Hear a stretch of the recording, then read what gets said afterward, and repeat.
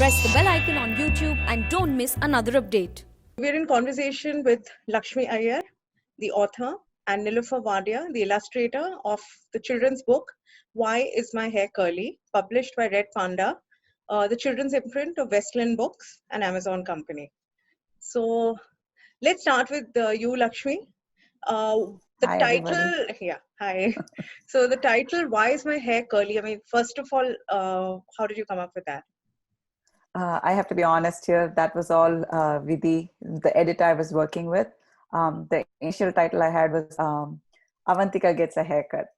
So but I think this title works much better. Yeah. You know, when you thought of the story, why was the curly hair bit so important to you when you put it at the center of the story? There are two reasons. One, I grew up with my mom's mom living with us on and off. And she used to take pride in doing my hair. And I don't have curly hair like Avantika, but that I still remember the feelings. Her hands would be so firm on my head. And, you know, the way she would, after she's done braiding, not a hair will escape out of place. So that is like a lingering memory from my childhood. And then like I have children, three girls. And most of our mornings as we get the kids ready for school, and because I'm the one who's in charge of getting them ready, a lot of our battles have to do with getting hair done. And two of my children have fine silky hair, which I'm not familiar with. So braiding doesn't work. And my third has like thick wavy locks, and for her braiding works. So like, because it's something I struggle with every day, it became kind of a plot point I wanted to use to talk about the everyday things that mothers and daughters go through. Yes, and I think at a younger age, it's a real struggle. Yes. So, yeah. Younger age, it's a different struggle. When they hit their tweens, it's another thing altogether. Now they don't want, you know, me touching their hair. It's like, I can do it. I can do everything by myself. Yeah. So I read your blog and you mentioned that, you know, you didn't realize till the book actually started that Niloufer is also an adoptive mother. So how was it, you know, for both of you collaborating on a book together, knowing your, you know, common history? So Lakshmi, maybe you can, yeah.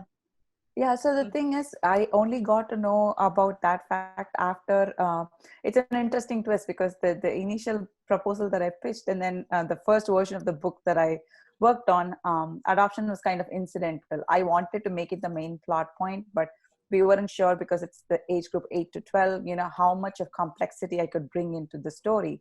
So I pared back from my original proposal, and then it turns out the book went to Niloufer for illustration. At that point, I had no idea she was an adoption too. And when she was done, then she asked, like, you know, I thought I picked up this project because adoption was, you know, a plot point, and it seems to be very incidental. I don't know if it was a passing comment, but the editor took it to heart, and she reached back and said, "Hey, can we put, you know, the complexity back in?"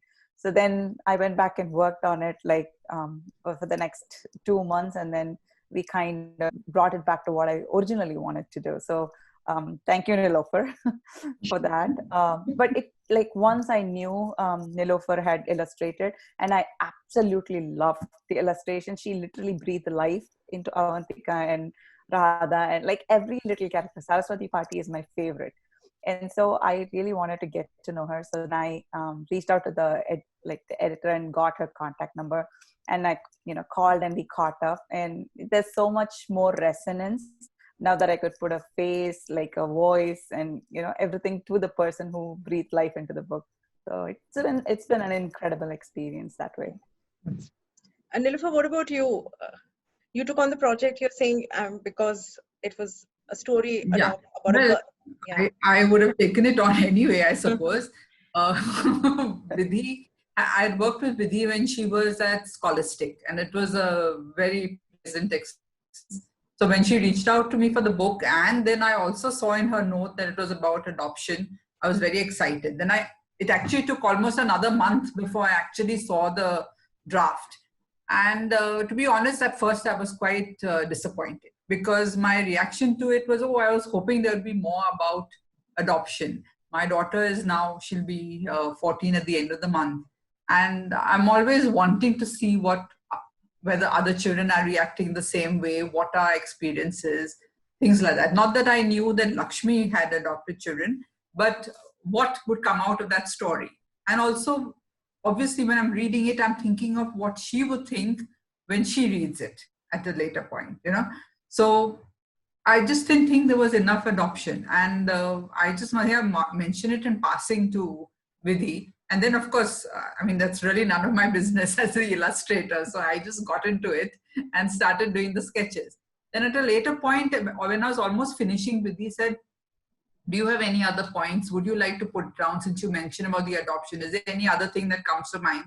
So I just said a few other things. I can't even remember what they are. And obviously she discussed that with Lakshmi. And Lakshmi says there's more adoption. I've not seen the book because thanks to our lockdowns, I've not received the books. And from today in Pune, we are back on another round of very strict lockdown. So I don't know when I'll see any courier packets. Yeah. So Lakshmi, I'm aware of your adoption journey, that you have a biological daughter and you've adopted twins who are white. So Yes. this interracial adoption, what prompted it, and did you struggle with the decision? No, everything is happenstance. Actually, I literally just sometimes feel like, this is something that was beyond me, like literally, so when we started the adoption process, or rather like, I got off the whole infertility process. I was pretty battered. I wanted to take time off. So I took two years off, not thinking about children, nothing.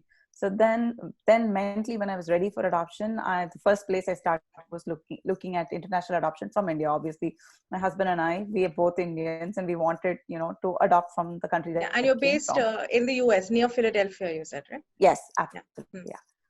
So then once I started researching international adoption, and at that point we were both green card holders, not yet citizens. And it's very weird. If you're an Indian citizen living in India, the process is easy.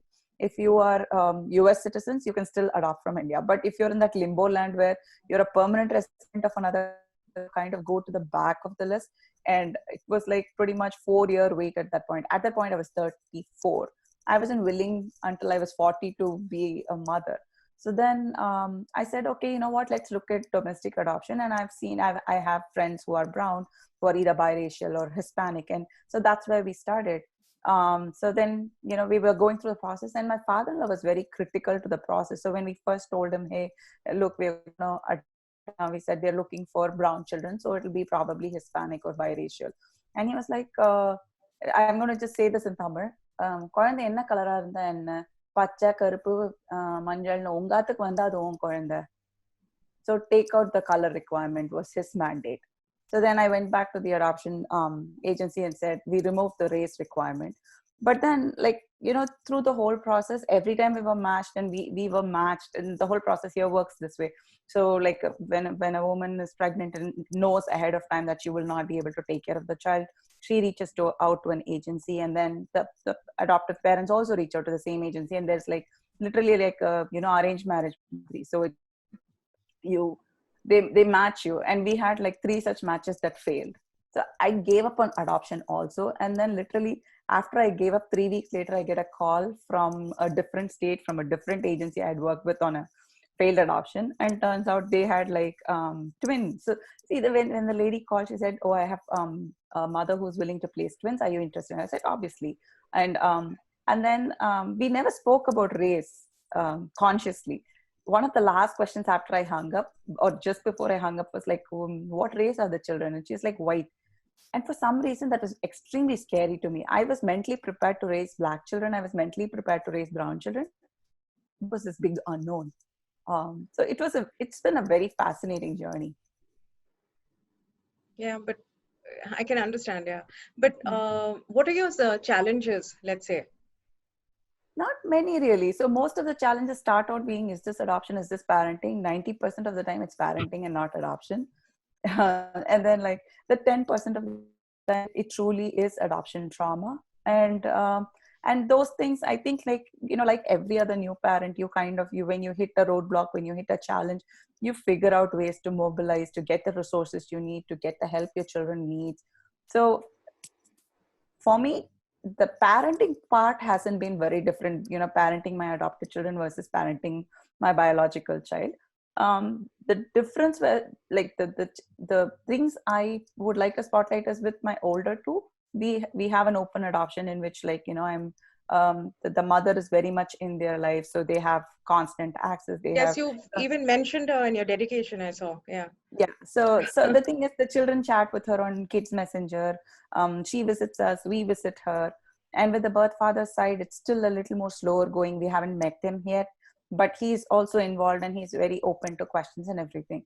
So in that sense, like, whenever you have, like, I don't know if you ladies remember, when you were younger and you're having a fight with your parents or something, and you always think, I'm going to run away, or I'm going to party's house, or whatever. So those things, when you say as a parent, if you're not secure, those things can come kind of be hard to understand. So like, I'm kind of bracing for the time when, because of the increased access and contact and everything, when my children say, hey, I'm going to go stay with Brandy, or I'm going away to my mom, will I be mature enough to look at it as a rebellious teen versus, my children saying they want to go live with their mother? Versus So abandonment, yeah. yeah, so it's like, Yeah. yes, and I think I will be mature enough, and hope, and fingers crossed. But what I'm saying, those things can be kind of I fraught suppose with. it's like extended family, right? So Yes. that's what Yeah, it she is. is family. I mean, I kind of think of her like my sister. She's much younger than I am, and I feel very protective of her. So it's like, and I don't mind my children going and spending a summer with her when they're a little bit older. Right now they're only 11, but maybe when they're 14, 15, I'd totally be up for it. Yeah. And like in your book, it reminds me like Avantika, she struggles with her hair, and she's hesitant to cut it because she thinks somewhere out there somebody has similar hair like me, and maybe my mother has similar hair. So even with your twins, if they're meeting their birth mother, do you think that answers their question somehow, that connectedness, with biology? Absolutely. And part of that reasoning of using hair is because my children do have hair just like their mother. I have a picture of, one picture of Brandy actually doing my, one of the twins' hair. And from the back, and I have another picture with the three of them, like just the backs of their heads, and they look identical. And I think that's stuck, that image is stuck in my head somewhere.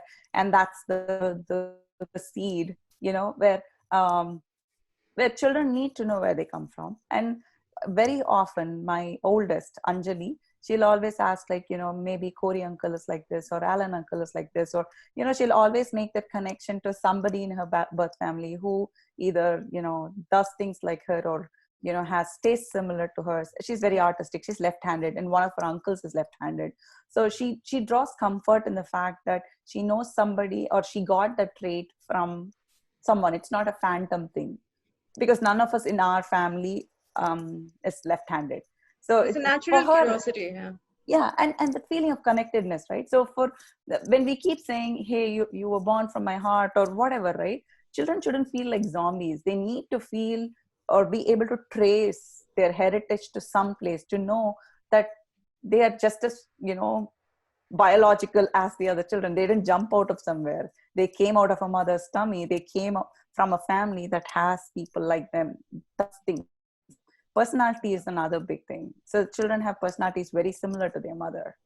So it's fascinating seeing that too. Yeah. Yeah. Even for you as a mother, you get to know your daughter better, I suppose. Certain Absolutely. aspects of them. Yeah. Yes. Yeah. Niloufer, what about you? Like you just told me that you're a single mother who adopted. So could you tell us a Yeah. little about your journey as well?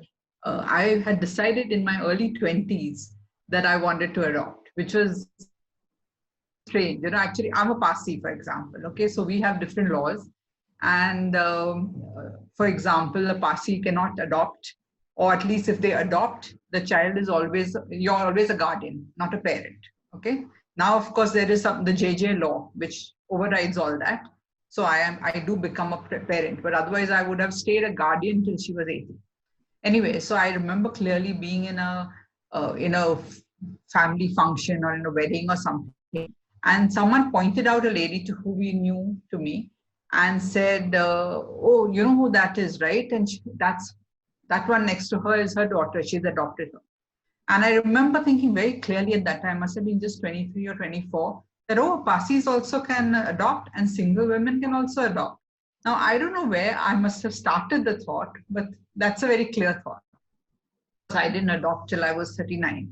It was, even then it was, there's so much of life happening, but I knew that um, if by law of a year, if you're 40, after you're 40 rather, you have to adopt a child who's older. And I wanted a very small baby. So if you're 41, you need to adopt a 1-year-old. If you're 42, you know, that the age difference between parent and child has to be 40. At least that was the rule then. So that's what just hurried me up when I was 39, that if I'm doing this, I absolutely have to do it. And of course, I was still single. So that was it. And I just went literally, the adoption agency from where I got was literally down the road from the office I worked at. So I literally went in the lunch break to find out what are the rules and how I can start the process. And of course, our system is completely different. Parents are, it's all a sealed adoption. You don't know who the parents are. And there is no doubt that I agree with what you're saying, this thing about you come from the heart, you come from, there is no doubt that my daughter very much would like to know who her mother is. Now, whether at the end of it, she is happy with the idea, I mean, she finds out, who knows? Because I mean, you're aware of the reality here, the economic difference, whatever it may be. So every now and then, she used to use this card very often some years ago. And of course, we were counseled about this, that she'll throw it in my face when she's angry, you know, I wish you hadn't adopted me. I would her, things like that. But she doesn't do it so often. And I managed to handle it, I think, quite well because I never reacted at all. And I've even promised her, I've told her, as far as I know, that the law is when you're 21, you can go and ask for permission. Even then, there's no knowing what will happen. But I've told her, I'll help you. I can do whatever I can. But that's what it is now. So I completely agree with, though we have all the counsel we are given about saying you come from my heart and you not from, if not from my stomach. I do understand that there's absolutely this connect to know. Like she'll look in the mirror and she says, her hair is actually very similar to mine, really. But she'll still say, do you think I'm quite pretty? Nah? Don't you think my mother looked like me? Do you think my mother was tall and thin? She'll do this kind of thing. So, well, I've just learned to accept. But it's wonderful that she can talk to you openly about it. So I think that's very important. See, I'll tell you one thing that I think has made a big difference. You know, when you're a married couple in India, when you're a married couple and you adopt, you have the option of not telling the world around you that the child is adopted, right? But in my case, I mean, like I moved into this flat, for example, when she was 1.5 years old. And almost the first thing my neighbor opened her door and asked, what does your husband do? And there was Tia running around and I was like, I'm not married. So then she just looks at her. And so I had to say, she's adopted. And it happened all the time on the playground and everywhere. She was just 1.5. To her, it meant nothing. But the other children would ask me, Auntie, where's Tia's father? Auntie, what's Tia's father? So one day I actually told them, I remember the group was around 5 or 6 years old and I wasn't sure what their parents would want me to say and how much. So I said, Tia's adopted and that means that she doesn't have a father and I'm her mother and I've chosen to have her in life. That. And I'm sure the whole society knew after that. But anyway, the fact is everyone knows. Everyone who knows me knows. So yeah, even in the book, I've seen in the, why is my hair curly? Even in the book, as Avantika and Avnish, they struggle because the cousins tease them because they're adopted or they're different. So children can be quite, mean or candid, whatever you want to call it. So do you think as adoptive parents, would you recommend that, a child is told early on, or is there a perfect age to talk about adoption, to a child? So do you want me to take this, Niloufer? Yeah, Lakshmi. So I think, and it's my personal belief, that no relationship can start in a lie, whether it's having a child, getting married, any major relationships you form that are for life cannot be based on a lie. And once you start from that point, there's really no appropriate age. For my children, just like Niloufer said, there's really no choice. They have blonde hair, they're, they're white and we are brown. So even if we didn't tell them, they're going to know. But even if I had adopted a child that looked exactly like me, I don't think my approach would have changed. So the way I did it was like, they were 10 months old when they came to me. So I would change diapers, I would sing songs to them, I would talk about their mother. It became second part of my conversations with them, even pre-verbal, non-verbal, whatever you call it. So then as they kept, as they grew in age, and, there would be conversations where Anjali would put her hand next to mine and say, why are you dark? Why am I light? Or if I'm sitting in the shade and she'll say, oh, come sit in the, or she'll say, if I'm sitting in the sun, come sit in this shade so you can be, light like me, or, that wanting to be like me, and yet, trying to reconcile the difference. So then those are natural, stepping stones for having that conversation. Like, no, even if I sit in the shade or even if I sit in the sun, my color is not going to change. It is who I am, and this is who you are, and this is why you are who you are. Those kinds of things. And then because now they have this access, they have this knowledge about where they come from, I think it grounds them as individuals. So on the contrary, when you look at, I have friends who have children that they have not explained the adoption to. So now I fear, because it is my belief that secrets cannot stay secrets for long. Even if you don't tell your children, people in your orbit know. Somebody is going to tell them. It's going to be a cousin, it's going to be a friend's child. It will come out at a very inopportune moment, and you won't have the wits about you to react to it at that time. So I think there's like two parts. One is self-preservation, the other is doing the right thing. And if you combine both, it all leads to the same point where, it is better off keeping the child in the know. But I think I'll let Niloufer weigh in on that. Yeah, Niloufer, what do you? No, I'm all for the fact of sharing this thing as early as possible. And as I said, we had a lot of counseling. I went to almost 3 sessions of counseling with the agent that told us that it was unthinkable in this day and age to not tell the child, and how it should be done naturally. And they advised things like telling the story of Krishna. Though, frankly, I don't think I ever told her the story of Krishna. It just happened. As I said, for me, everyone knew that she was not adopted from day one. So it was just a natural conversation. I can't honestly say how I started it.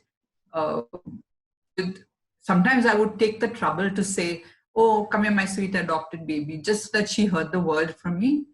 But that made no sense, really. So she just grew. Then I noticed that though she knew the word, she had no idea what it meant. But by the time she was about 6 years old, one day she comes and tells me, I'm playing with so-and-so child, and she doesn't know what is adoption.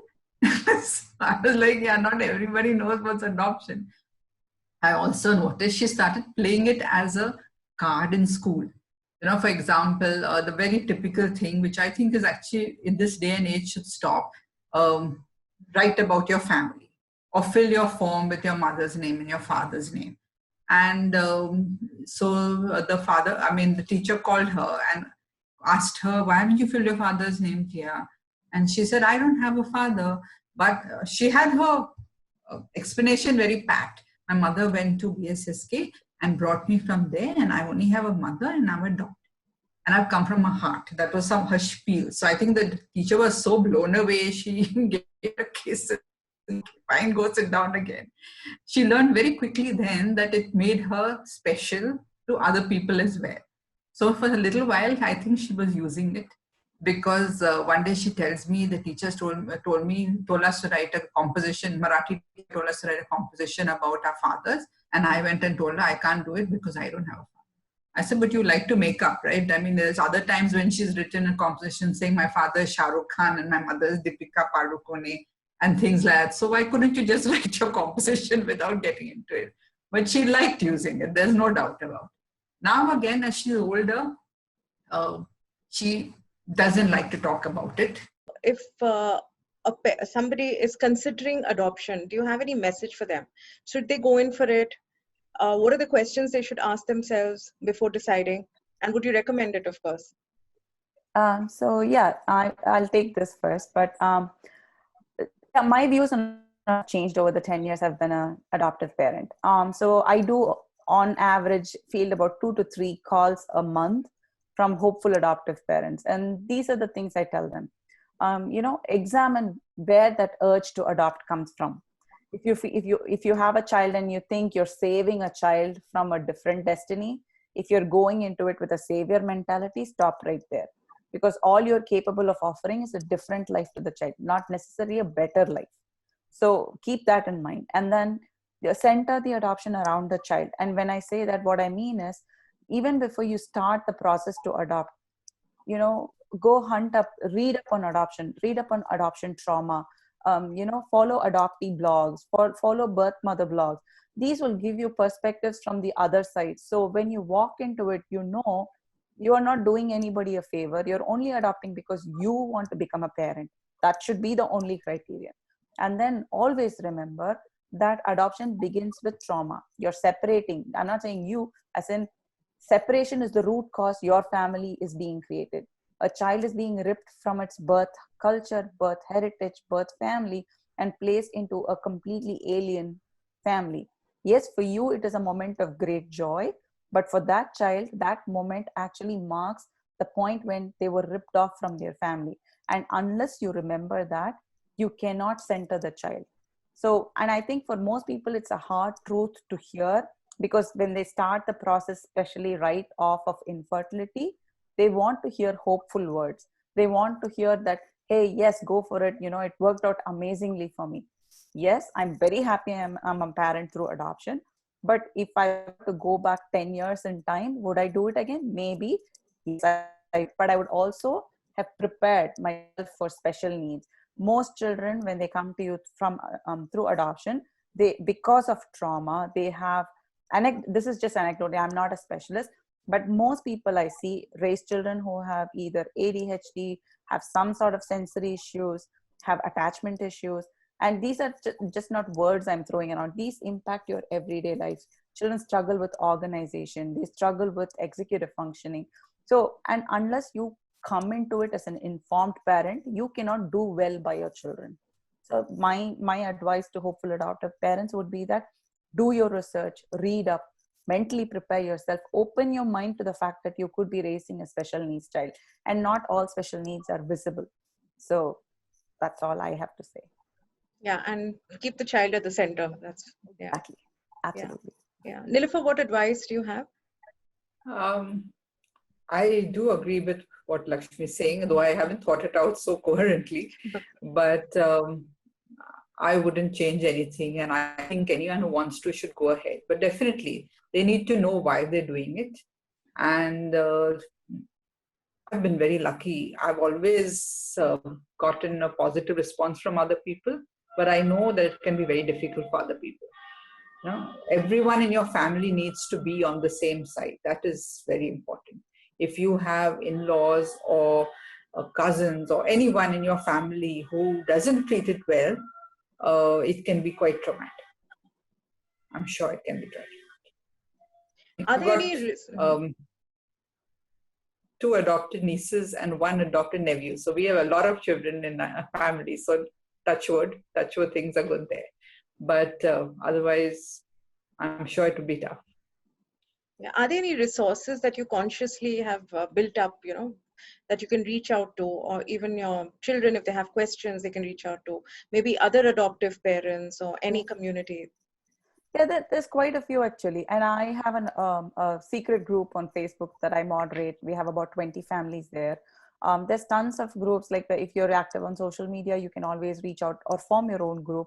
I absolutely believe that, forming that community is critical for you as an adoptive parent, because now you have people walking the same path, struggling with the same issues. And that brings a certain level of empathy that you get from your other mom friends. So that is for as a parent. And for my children, I consciously choose to have people who are adopted in their orbit, because I feel once they are like 14 or 15, certain things coming from peers are usually much more, palatable, comes from a, parental or authority figure. So in that sense, I think children who are adopted need to have other children who know what they're going through and can empathize with them. So that community building is critical. In India, there is this organization called Sudatta. There are, a lot of resources that I have linked back on my blog. There is a podcast called Suno India that actually deals with refreshing honesty, the whole process of adoption, social work, everything. So I definitely think there's resources and you should seek them out. Yeah. And Niloufer, what about you, especially as a single parent? And there are a lot of single people adopting these days. Any resources? And Yeah. what is your support system really? Well, now my direct support system was my mom, but she expired a few years ago. Recently, not really, though the agency from where I got her, they have some very good counselors. So when I do need that, they are the people I go to first, to talk to, and they call up once in a while to ask. So I'm quite happy with that situation. Yes, I am part of a few Facebook groups, but I'm not very thrilled with that because I find or maybe I need to wait a few years because at the moment the discussions I see there are all very negative. They are very Western and they are for much older children, kids who have gone out and acted up. It's never the just everyday discussions that come in the groups I'm on. Yeah. Okay, so this has been great talking to both of you. Thank you so much and best of luck for your book.